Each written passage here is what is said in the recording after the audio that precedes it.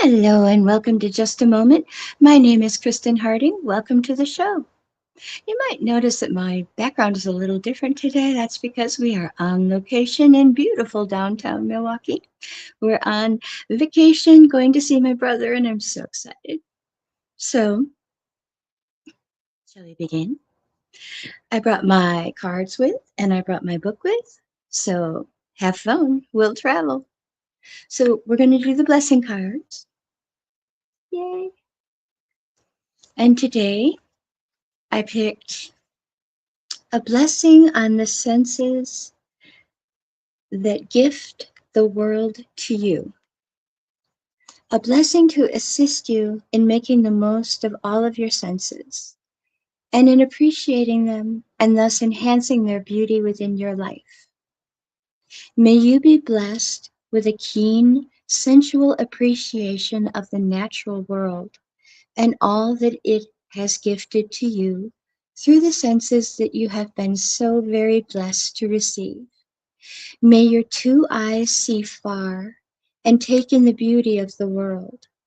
May they open upon the days of joy and close on deeds well done.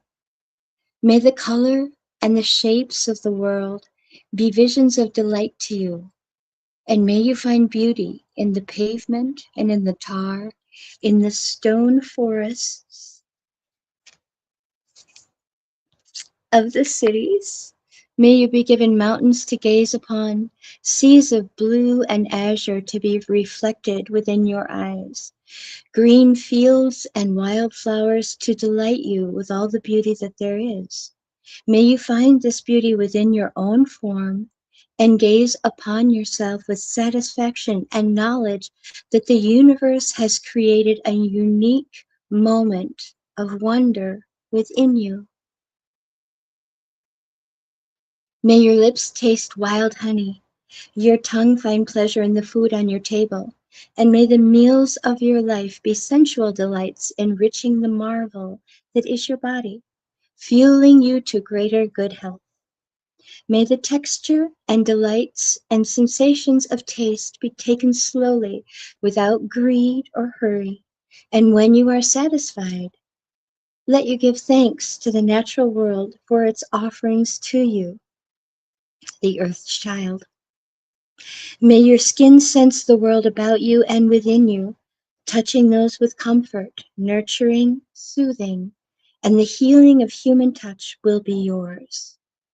Let all those whom you touch return that gift, and may the exquisite sensitivity of the body transport you, yet never devour you. May your ears be blessed with the sounds of all the wild world, the whisper of the trees speaking with each other, the bird song at each change of season, the sound of speech that is beautiful, truthful, and pleasing, the rich silence of nature that allows you to know yourself so deeply. Blessed be. All right, now we're going to start in with a story. And I'm going to pop over here to the comments because I see that there are some. Hello, hello. Um, Hi, I'm not sure. Some of these comments are, I'm not sure exactly what they're saying, but hello, welcome. If you're a bot, you shall be deleted. Just saying. All right, let us start. We're on chapter 3 already. So, let's see. The incubator and anxiety. Goodbye, world. Hey, Starseed. Is this all feeling familiar yet? Hopefully, these are stages you have already experienced before. The journey of awakening is not only a perilous one, but it is a solo one. You cannot take anyone with you, and no one can show you the way. It is through your perceptions of this world that help guide you and break you down so that you can break through and arise a more whole and complete being. I wrote this book at the end of 2019, right before COVID and all that craziness. Cocooning yourself away from reality is one of the biggest and most important steps on your journey. It allows you to discern what is and what is not, essentially what matters and what doesn't. 2020 was a gift. It allowed you to separate from the distractions of the day to day life and really focus on the inner world. We are all forced into incubating, and I am so grateful for it. Never has this world seen such a rapid awakening within the sleepy minds of the world. Hey, maybe you're right here, right now, because of 2020, and for that, I am grateful for you. We need you. Reminder, moving beyond 2020, it's still okay to incubate. Every soul needs space.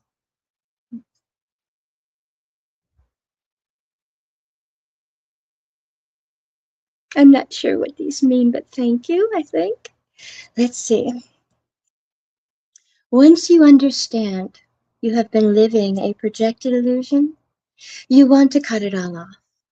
Whether you choose route one or route two, after questioning the very foundations of your reality, I'm not surprised you literally want nothing to do with it. It's kind of like finding out something in your diet is giving you a weird rash.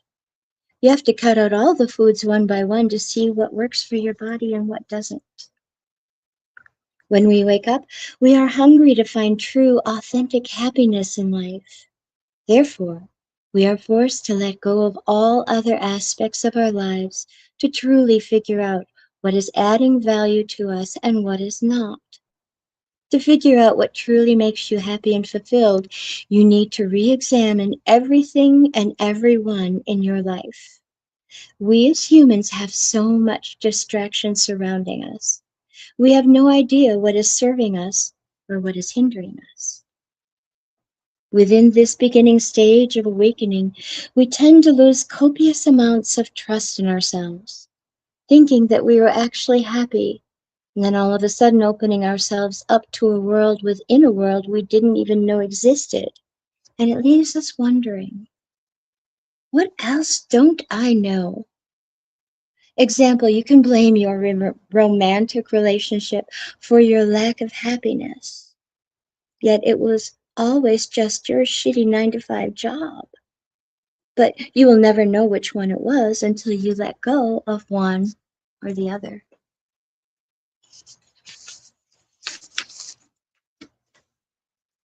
Energies are constantly crossing over and confusing our current state of being.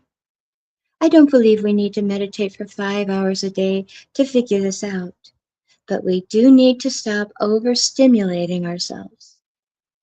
When we are stuck in the autopilot mode of life, we create this deep internal restlessness.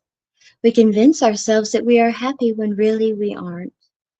If we are unaware of the fact that we are both a physical body and a soul, it's impossible to love ourselves completely, making it impossible to truly be fulfilled and satisfied.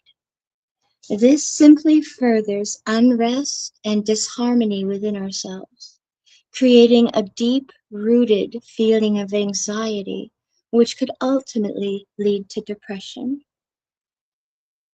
Are you feeling anxious? Anxiety sucks, but it is probably the most notable and common aspect of awakening. Did you know anxiety among kids and teens has never been higher than right now? There are two factors to consider when looking at this. One, parents these days want to provide their children with the life and material goods that they never had growing up. This leads to a generation of expectations and material overwhelm. They are given so much, in fact, that they are oversaturated in the physical world and completely starved of any sort of soul satisfaction. Secondly, the kids these days are little star seeds and need more vibrational support than physical. By having increased sensitivities, but also increased physical distraction, it leaves an entire generation feeling anxious, starting at a very young age. These days, not only are children overstimulated with the physical world, but so are the adults. All of our lower needs are met.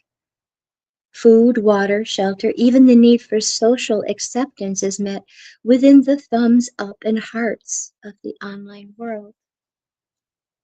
We have everything we could ever possibly want. Then why are we as a collective still full of anxiety and depression? It's because we are longing for a more meaningful existence. When we continue to teach our children and convince ourselves that the provisions in this physical world are all there is, we continue to create disease within ourselves by denying one of our most fundamental assets, our soul and consciousness as a part of the whole. The issue with pinpointing anxiety comes down to its multifaceted nature. Anxiety, as I have come to understand, is a very strange and extremely complex vibration within us. Here are three key aspects and differences within the feeling of anxiety. It is important to keep in mind that all three understandings of anxiety are not only applicable, but also correspond with the chronological order of awakening. Anxiety created from ignorance. This category of anxiety is most notable during the beginning stages of awakening. It happens when deep down we know something, but on the surface we are unaware of it. Initially, ignorance is blissful because no change is required. Eventually, the perpetuation of ignorance or unwillingness to change will create disharmony, which will lead you to this kind of anxiety. Anxiety is actually such a beautiful thing in this regard. It forces us to change. It's basically a physical reaction to a lack of knowing. Let me say that again. I want you to make sure that this sinks in.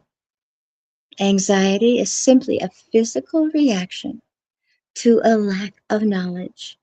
It forces change. And just so you guys remember, we are reading out loud this wonderful book by Elizabeth April called You Are Not Dying, You Are Just Waking Up. And we're on the next part, and it says anxiety created from a switch in vibration. In our daily lives, we are inundated with a variety of energies and vibrations, from the simplest vibration, like an interaction with the cashier at a grocery store, to more complex interactions, like confronting your partner about cheating. Every physical act or reaction holds energy to it. When we go from one extreme vibration to another, it creates a shift in our solar plexus. You will feel this shift as butterflies. Butterflies in the stomach, or a massive pit in your stomach weighing you down. The greater the shift in the vibration, the greater the reaction in the solar plexus, which equals a more intense feeling of anxiety. Example, you just want to get a, you just went to a spiritual retreat and you are literally on a natural energetic high. You can also get this high from meditating, journaling, yoga, or really anything else conscious. Then, after your soul connection, a friend asks you to go out to a bar. I'm not saying that every bar is full of disconnected, self-loathing, sad energy, but most are. Going from those two extreme energies, you instantly feel anxious feeling in your gut. All anxiety is Is your body telling you that this vibration is not like the last? It is up to us whether we perceive it as a positive switch or negative. When we respond to vibrational transitions in a positive way, we feel excitement in our gut. It's the same frequency, just perceived differently. Something that is exciting for one person may bring you anxiety and vice versa. Anxiety as a superpower. Remember the Spider-Man movies? If you answered no to that rhetorical question, then stop what you're doing right now and go watch one. I love Marvel. Anyway, Spider Man has the ability to sense things, usually bad things, before they happen. He calls it his spidey sense, and it's actually his greatest superpower. Ultimately, anxiety is our own internal spidey sense, a superpower we actually have. It helps us to be aware of the vibrations around us. We usually react negatively to anxiety because of that fear of the unknown. It's a trigger that we have.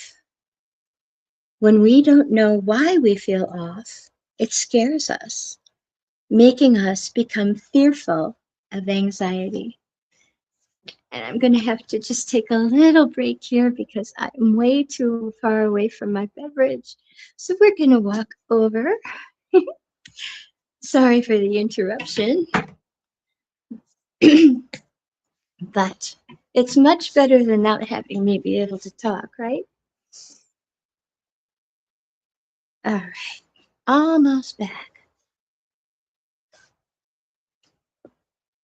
Again, being in a different place, it's a little unusual. All right, there we go. And where was I?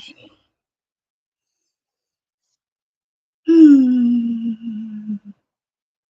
Okay, so how do we transmute anxiety so it is no longer negatively affecting us? One of the best things to keep in mind is that anxiety is really a helpful tool. The more we can become fearful of anxiety, the more anxiety we have.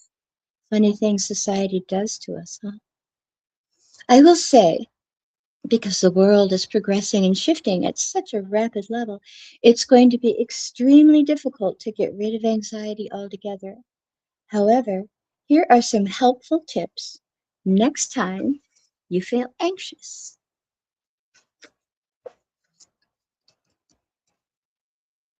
Preparing your vibration. The last thing I want you to do is to avoid any and all situations that are not aligned with your highest vibration. You will literally miss out on living a life if that is the case. Unfortunately, most people who suffer from chronic anxiety do just that. They avoid anything that could trigger anxiety to steer clear of that uncomfortable sensation. Therefore, they avoid everything. When you are about to go out with some friends, I want you to visualize a transparent blue bubble around you. This is not a bubble of protection. There's no need to protect yourself necessarily. That concept alone of believing that you need to be protected implies that you are not safe. The bubble simply allows you to not be affected by the energy in your environment. You can also set an intention by using this affirmation. Hello, Benny. I am standing in the sovereignty of my own vibration. Next part of the chapter is grounding yourself. A lot of time, anxiety also comes from being out of your body. This integrates the concept of your spidey sense. Anxiety is telling us something isn't quite right, but most of the time we can't put our finger on it. When we are overwhelmed with the world around us, we simply leave our physical body and float around. This happens to everyone a lot more often than you would think. We actually remove our astral body from our physical body as a defense mechanism. It's what we are comfortable with as souls. And we tend to step back into that state when we feel uncomfortable in the physical. Being out of the body creates anxiety. In this case, the anxiety you feel is your body's way of telling you to get back in. We've got stuff to do. You can ground yourself through a variety of visualization techniques, as well as utilizing a variety of crystals and essential oils. Referencing the Awakening Survival Guide to find good grounding techniques to help with anxiety.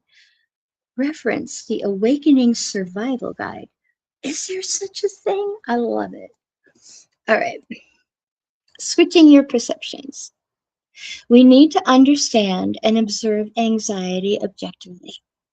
Observing anything objectively means being aware of a sensation or moment without any reaction to it. If we observe the sensations of anxiety objectively, it is neither end of the anxiety excitement spectrum because we haven't perceived it yet. Objective observation of physical symptoms or even emotional vibrations is a key tool and a basic foundation within awakening. When we do this, we start to realize that anxiety can also be mixed with a feeling of excitement. When we react to anxiety in a positive way, we feel excitement. Subsequently, reacting to anxiety in a negative way makes us feel more anxious, as if something is wrong. By simply viewing anxiety in a different way, we can easily transmute the feelings of discomfort into a feeling of excitement. Next time you have the feeling of anxiety, ask yourself these questions. I promise it will make you feel much more aware and therefore less fearful of the unknown. Is this feeling excitement or anxiety? Have I taken on someone else's energy? What is not in full alignment in my current life?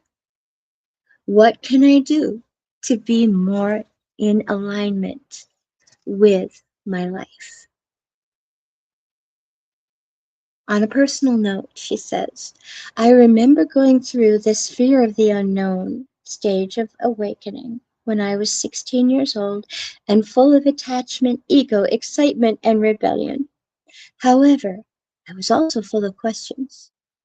I was looking around at my meager existence, being told by counselors at my high school I needed to choose a post secondary school to further my education so I could get a good job. I started thinking to myself, is this it?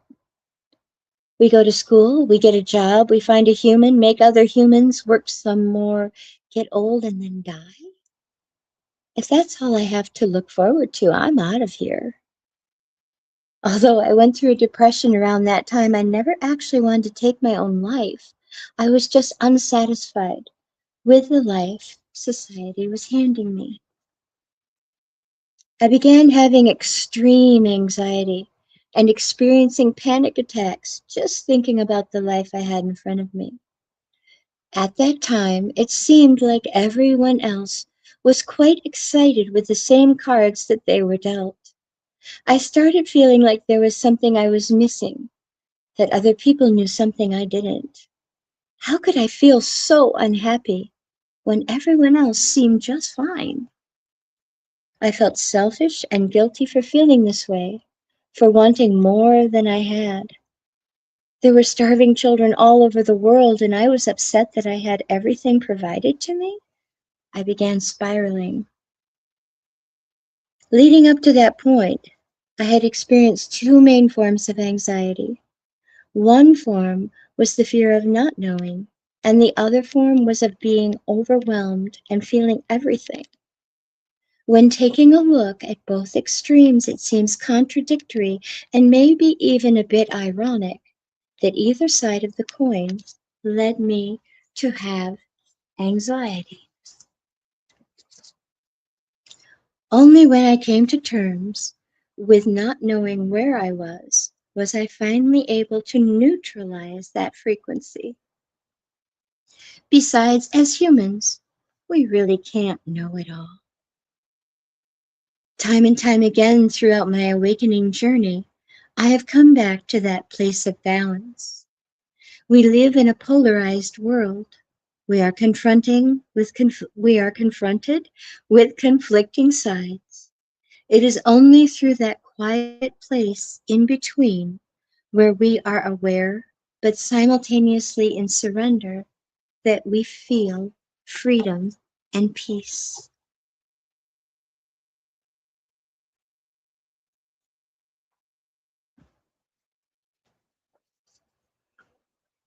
Chapter 4.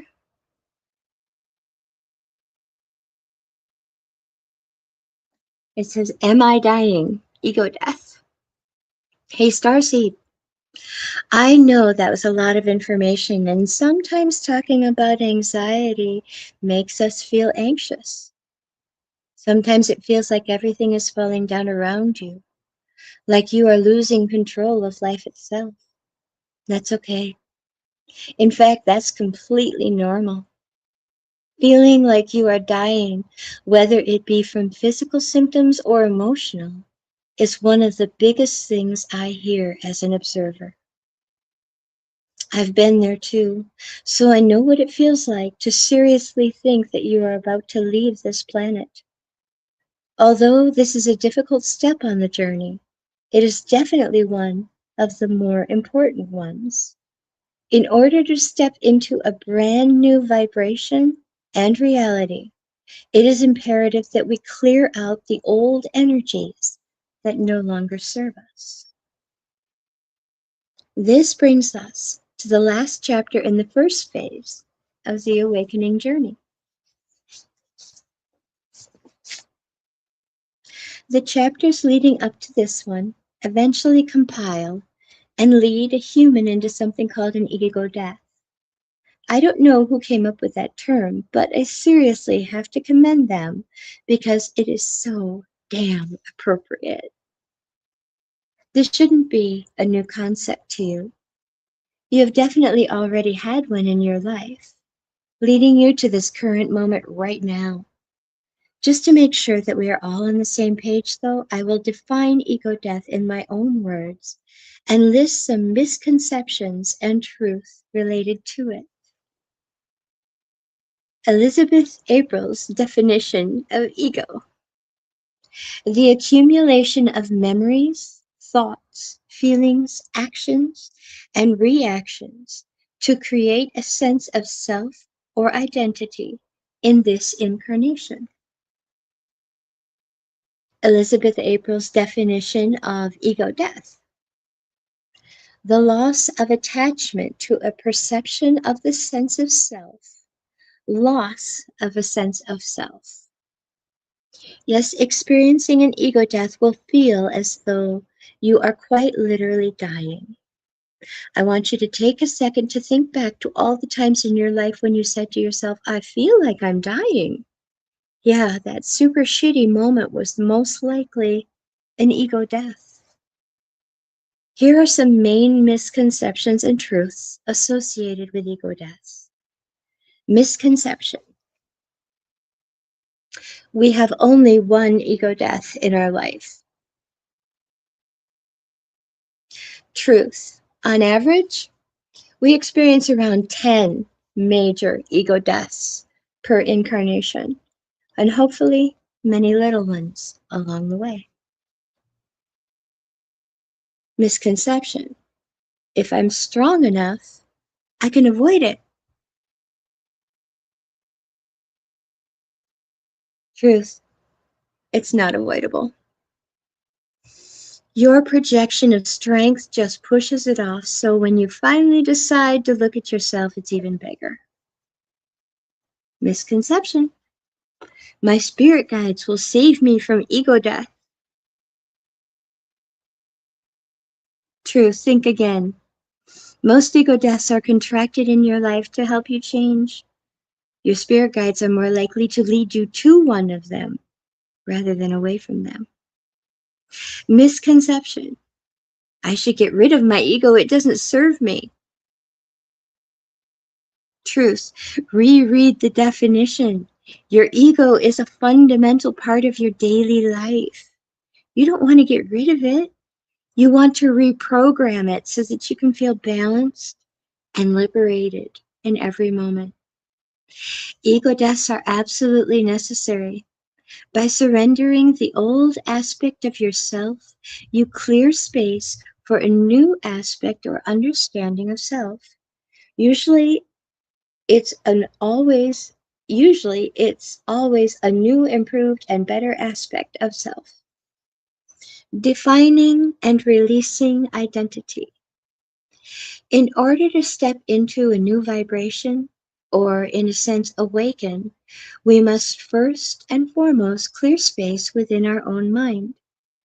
When we continue to attach ourselves to an old belief pattern, we continue to perpetuate a reality that will justify and validate that belief. I want to remind you that you are the only one creating your reality.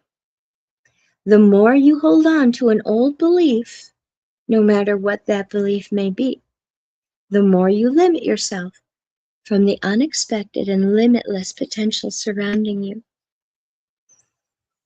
We think about the ego as identity. During the process of ego death, the immediate things which you have used to create your identity will collapse, usually in a dramatic way. Remember, an identity or ego is just an attachment to a sense of self. It's not actually you. Here are just a few examples of collapsing identities or potential ego deaths. And Benny, you're right. It is ascension symptoms. We have to go through this. But when we do, we get to the other side, and that's beautiful. All right, 1 second.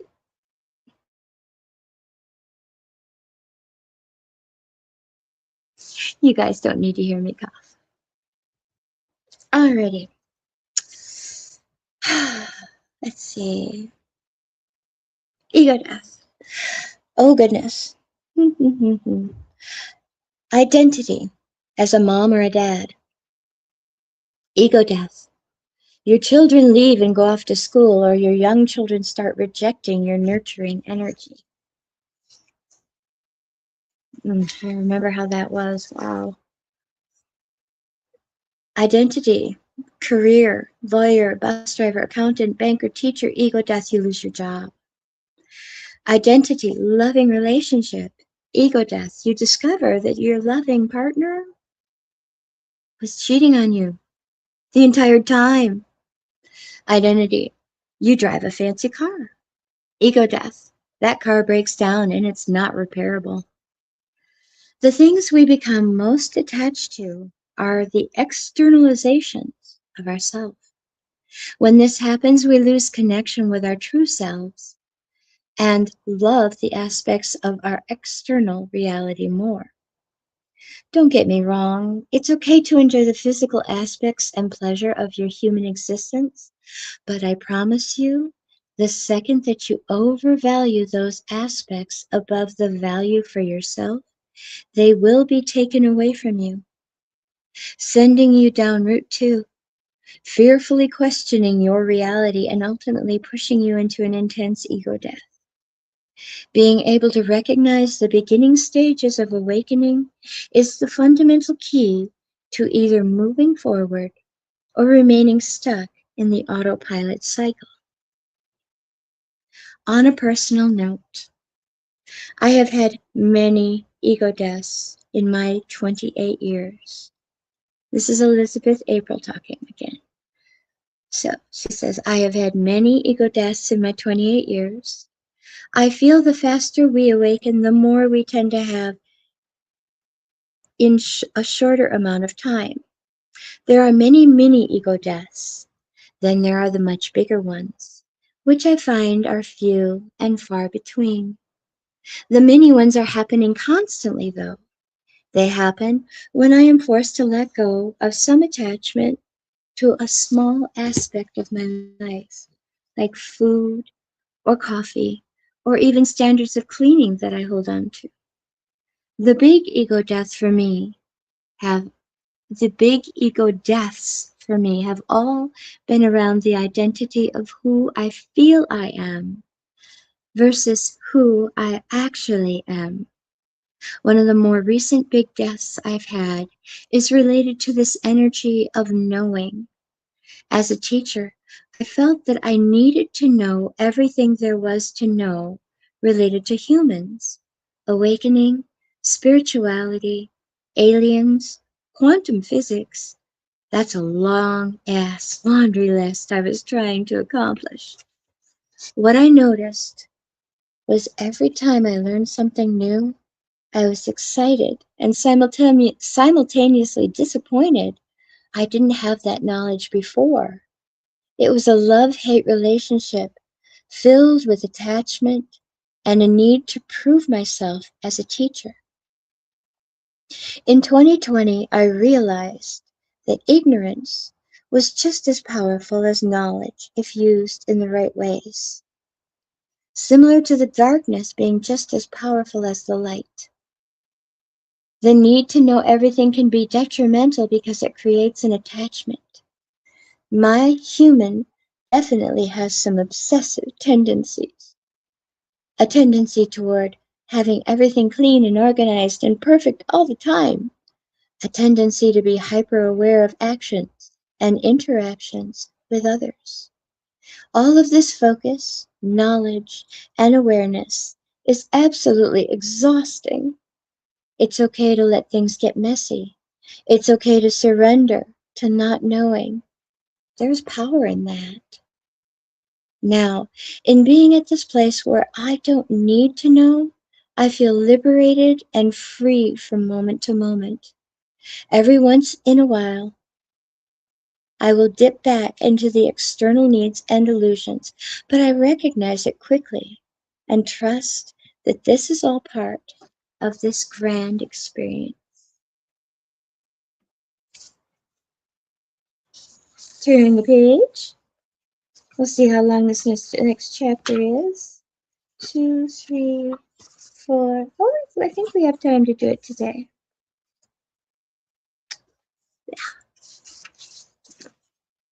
Right, one more sip of water.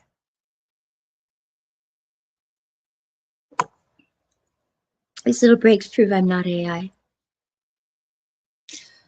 All right.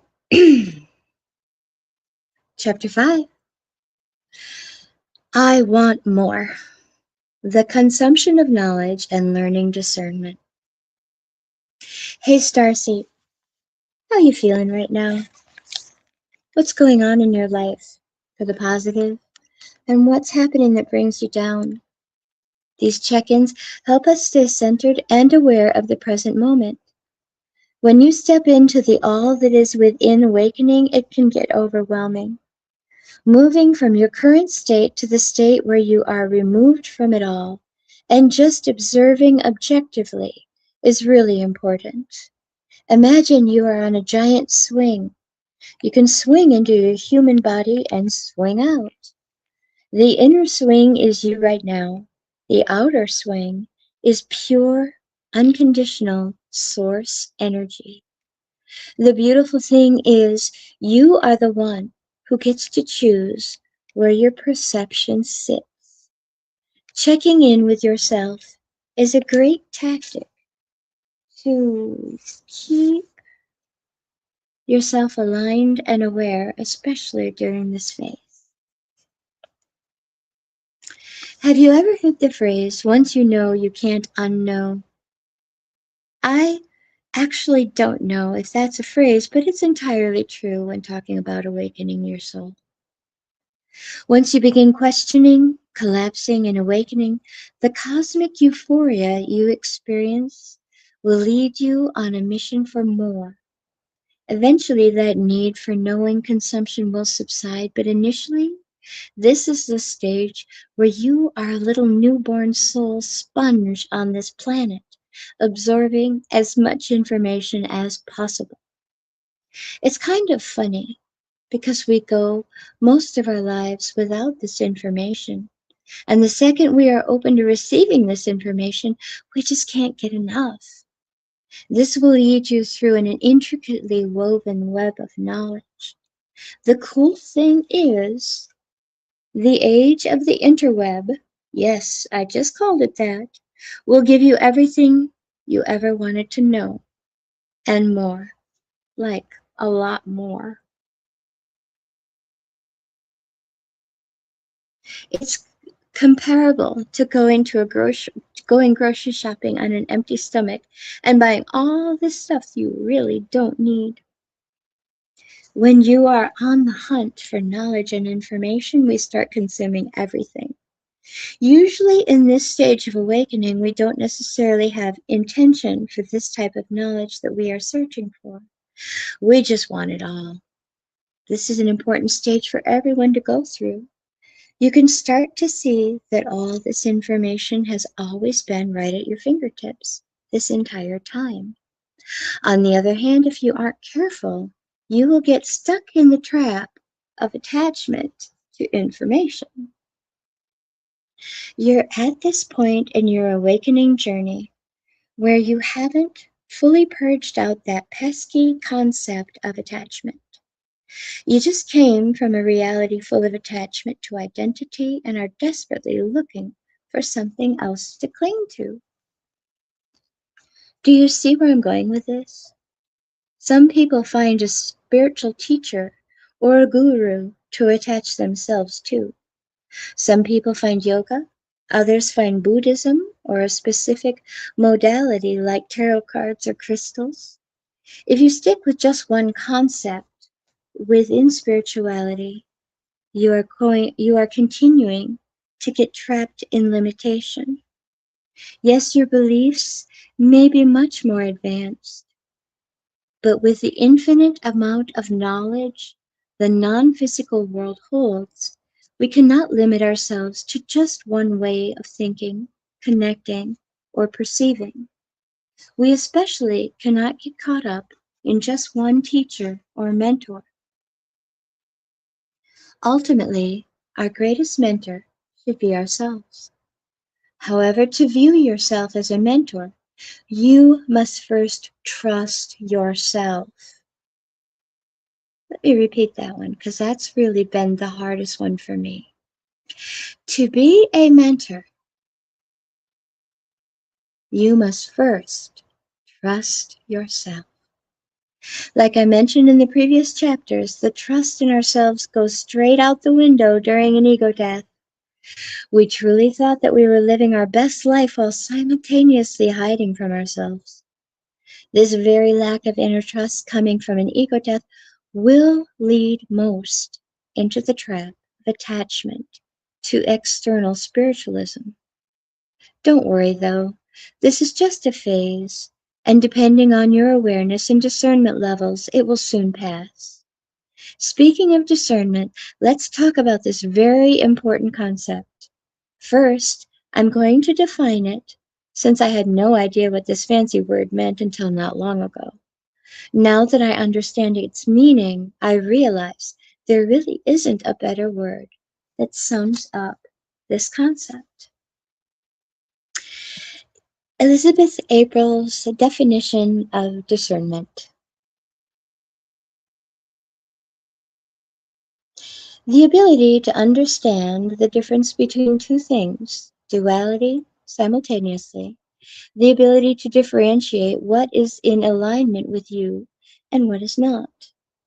Keep in mind that when you resonate within one moment, you may not resonate within the next. That's 100% okay. You can take or leave any of these concepts, ideas, or definitions within this book. If I told you that this was the ultimate truth, then I would be leading you into the same trap I just spoke about. You are the only one who knows what is and is not right for you. Discernment is an extremely key concept within awakening and one that is vastly under acknowledged. Thomas O'Brien, when is it time for bingo?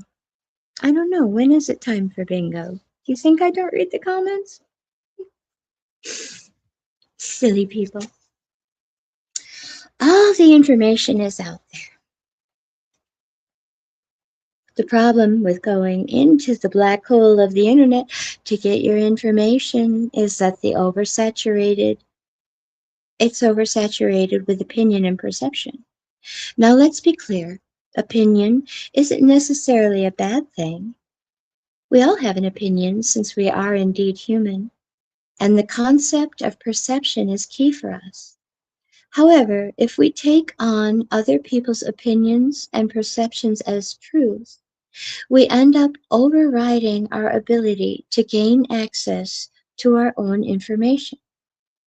Between the ages of 14 and 16, it was all kind of a blur, I received the message from my spirit guides to not do any external research when it comes to the concepts of universal truths.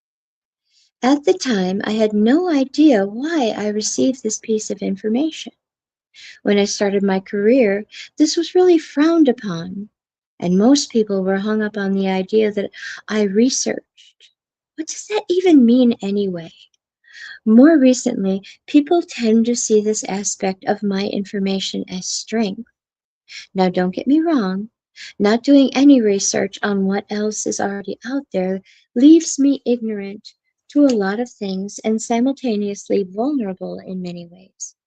At the same time, it allows me to only ever deal with my own perceptions as Elizabeth April and no one else's. This keeps the information coming through as clear and objective as possible, within the limitations of language and translation, of course.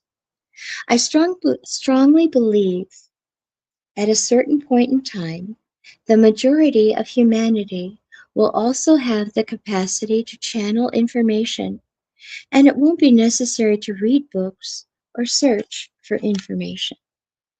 At this particular time, it's important for us to be searching for knowledge, but to also add our discernment in order to identify what is and what is not for us. So, with the overload of information out there, how do we develop the important skill of discernment? There is only one word that you need to be aware of when you learn to discern, and that's resonate. What is Elizabeth April's definition of resonance? A harmonic connection to a vibration. Example, this week you really love watermelon. Next week you can't stand it. Although this is a simple yet extreme example of resonation, it proves the point. You will resonate with different information, teachers, and vibrations throughout your quest for knowledge. The less attached you are, the easier it is to connect to all of the information the universe has to offer you. I think that's a good place to stop. So I will say thank you all for joining me. If you're watching this on the repeat, thank you again. Again, this is just a moment, a little show. It's a positive little show about the people I know and story time when they can't show. So that's all, my dear friends. Thank you so much for joining me. Never forget that you are amazing. You are loved. Be well. Be safe out there. And I'll see you on the next show. Bye.